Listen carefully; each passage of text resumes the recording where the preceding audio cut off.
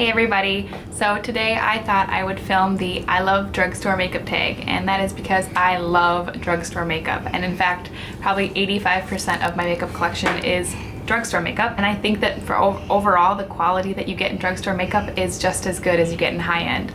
Some of the things that I have that are high-end I think are worth it, but for the most part I always find it more worthwhile to buy 3 or 4 drugstore items rather than one high-end. And if you hear any noise, please excuse the fact that Melody is down here with me. She did not want to take a nap, so she's gonna be in and out of this video. And I found this tag just kind of when I was searching through YouTube, and this is one of my favorite videos to watch. Makeup by Allie is the one who initially created the tag, and so I've got her channel up here on my phone, and I'm just gonna look through the questions. This took me a while to decide because there's not any one brand that I would want to stick with. There's no one brand that has every product that I love, but I did end up deciding on NYX as my absolute favorite drugstore makeup brand. Kind of see why it's my favorite because I'm going to include some other products in this video, and if you've watched my other videos you've seen me use or mention these products, and I think that they're really good. For my face, I couldn't just choose anything but the Revlon Colorstay foundation, and that's just because I think the staying power is awesome, I think the coverage is awesome, and for the most part the price. I use it in combo oily, but they do have a version for dry or normal skin. Cheek product. I decided on my Milani Baked Blush in Dolce Pink. This is a beautiful blush and it has a little bit of a sheen to it. You can kind of see what I'm talking about. And this is so pretty.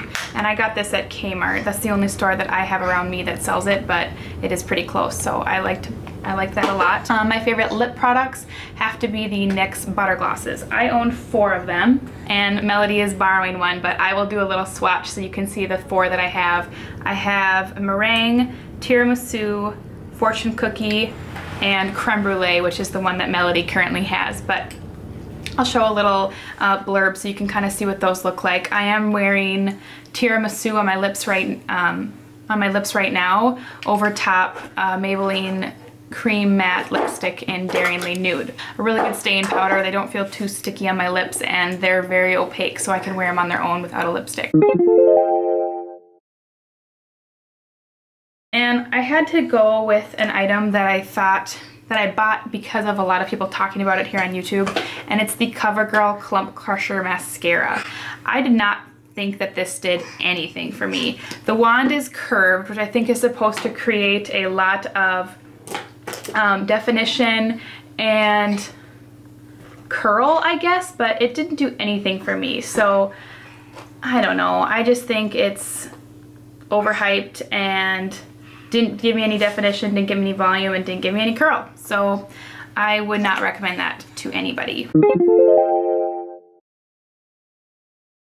And I had to go with e.l.f. without a doubt. And I did it partly because of their makeup products. I love a lot of their products. Some of them are hits, some of them are misses, but absolutely for their studio line brushes. These are the ones that I own, and I absolutely love my small tapered brush.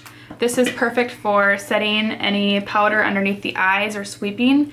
And the blush brush, which I don't use for blush, but it is kind of narrow. It's sort of flat on one side and then kind of narrows, and this is perfect for contouring, and that's primarily what I use it for. I think they run like $3 a piece. I know they have a cheaper version even, and they have $1 brushes, and I haven't tried any of those.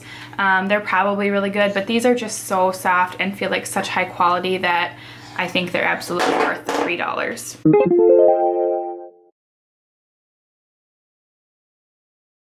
I don't know how overlooked it is, but I absolutely love this NYX Illuminator in Ritualistic. This is a beautiful highlighter.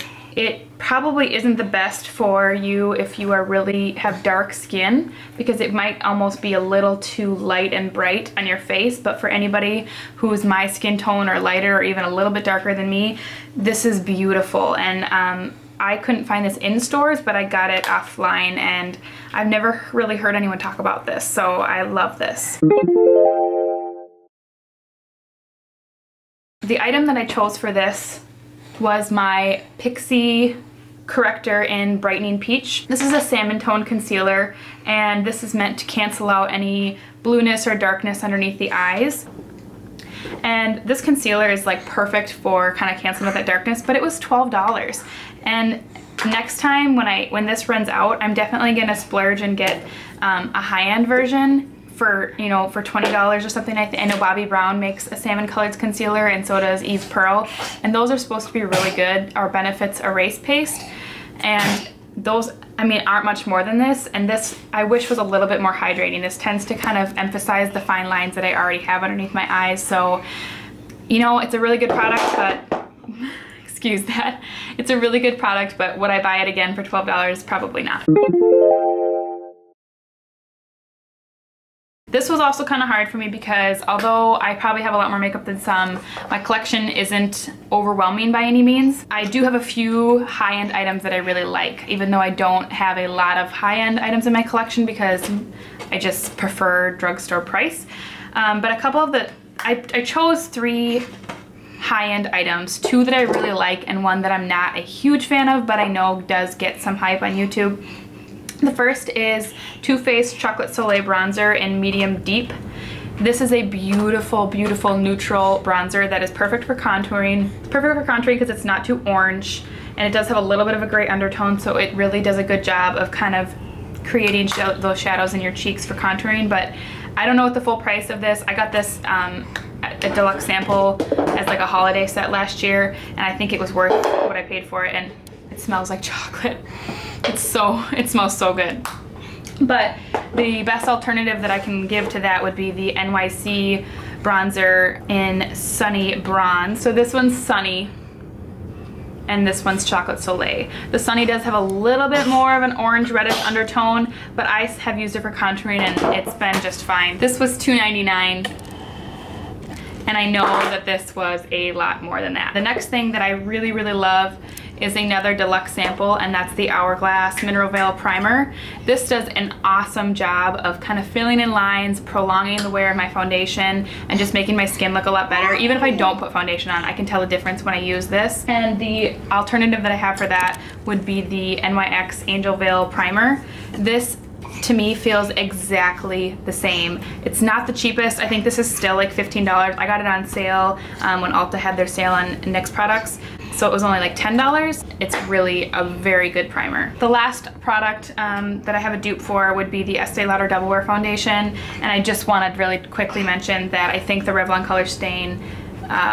Colorstay foundation definitely rivals this when it comes to staying power and coverage. I just wish that the Revlon Colorstay had a little bit better color selection for those with warmer and cooler undertones. If you're a neutral undertone, do not waste your money on the Estee Lauder Double Wear. Go with the Revlon Colorstay for sure. This I had no problem making the decision on. It is by far the Maybelline Nudes palette. I'm so embarrassed that I bought this because I should have known.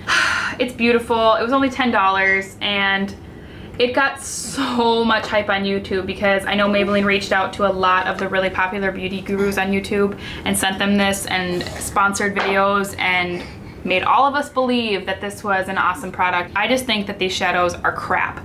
They are not pigmented.